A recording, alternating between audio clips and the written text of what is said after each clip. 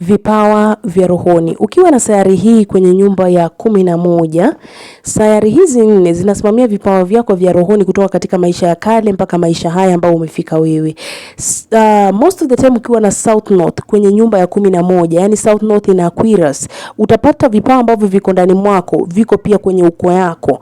So tuingie kwa South North in Aquarius. South North in Aquarius utapata katika maisha ya kale, ulikuwa ni overseer. Ulikuwa na uwezo wa kuona vitu vya rohoni, vitu ambavyo vinaendelea rohoni.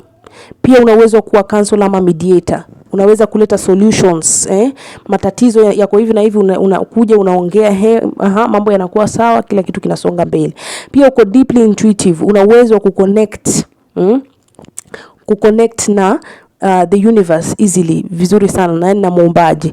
Pia uko na pioneering spirits. Pioneering spirits ni uwezo wa kuanzisha jambo. Unaweza kufanya kazi peke yako, yani bila kutaka mtu kukuambia kukuambia umefanya vizuri, yani wewe unafanya vizuri peke yako bila kutatizika.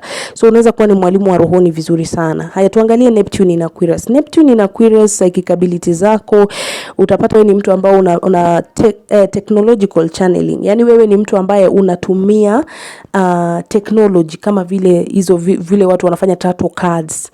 Yani chochote chenye utatumia ukiweka mitandaoni unapata kinaweza kuchannel na kusaidia watu, vitu kama hizo. Halafu pia collective intuition. Collecting intuition ama visionary ni uwezo wa kujua njia ya binadamu inaendaje. Unaweza kupredict njia zao zinaenda aje, vile mambo ambayo yanakuja yanafanyaje. Yani ni ya watu wote, si ya peke yako, vitu kama hizo. Pia uko na humanitarian telepathy. Una uwezo wa kuhisi huruma ya ndani ambayo inafanyika huku. Unajua Aquarius ni watu ambao wamebeba humanitarian, yani mtu ambaye anasimamia kwa wote, si mtu ambaye anajisimamia yeye peke yake. Ni mtu ambaye anaponya watu kupitia vile anavokaa kikaa hivi, akiangalia mtu anahitaji ABCD, wacha nifanye hivi na hivi. Anaponya practicality, si kupitia njia ya go with the flow kama vile kina Cancerian na Scorpio. Intuitive networking ni talanta ya kuweza kumenta watu na kuleta watu pamoja kupitia networking, social mambo na hivi. Yani kila kitu ya Aquarius, ukiwa na hizo ninio kwenye Aquarius, itakuwa ni ya kundi mzima, si yako wewe peke yako. Utakuwa unapewa ujumbe ambao inakuja kutokea kwa watu, lakini si kwako wewe peke yako.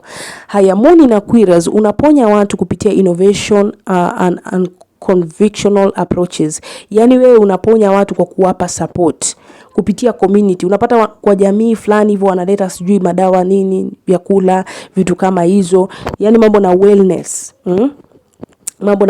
Mambo na coaching, yani mambo na hizo sound healings, hizo digital health tools, vitu na kuimbaji, vitu na uandishi, vitu na kuspeak out. Utapata anafanya vizuri sana kwa mambo kama hayo.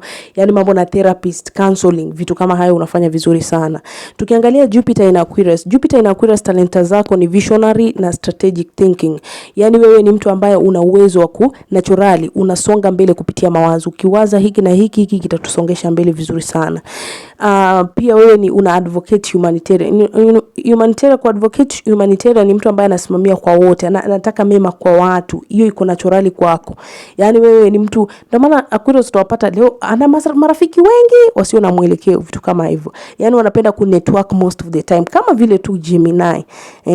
Jinsi ya kupata utajiri kupitia Jupiter in Aquarius, jaribu kufanya mambo na networking, media, social project, consulting, advisory roles, mambo na usayansi, mambo na humanitarians, mambo na social group, mambo na ualimu, utapata fedha. So ukiwa na hizi sayari kwenye nyumba fulani, yani nyumba imechanganyikana, unaweza kufuata kuanzia nyumba ya kwanza, sasa nimefika kwenye nyumba ya 11. Ukiwa uko kwenye nyumba tofauti unaweza fuatilizia. Kumbuka hizi sayari zote 4 zimebeba nini? Talanta zako na vipawa vyako vya rohoni. Na pia ukiwa na maswali, maybe unahitaji kuconsult, dada nifanyaje, mimi niko na hii kwenye nyumba ya hii na mimi ni hii na hii, unaweza kuja ama kunifuata kwa WhatsApp, naweza kukusaidia kuweza kusomea pia birth chart yako. Kumbuka birth chart iko mara 2, kuna generational birth chart na kuna astrological birth chart. So tofauti yake ni generational birth chart ina ancestral line, astrological birth chart ina your line. I hope unanielewa vizuri sana. So naenda kwenye nyumba ya 12. Ikiwa maybe unahitaji kujua, kufahamu, maybe kwa nyumba ya kwanza, ya pili, ya tatu, ya 4, jaribu kufuatilizia video zangu, utapata kufanya nini? Kujua.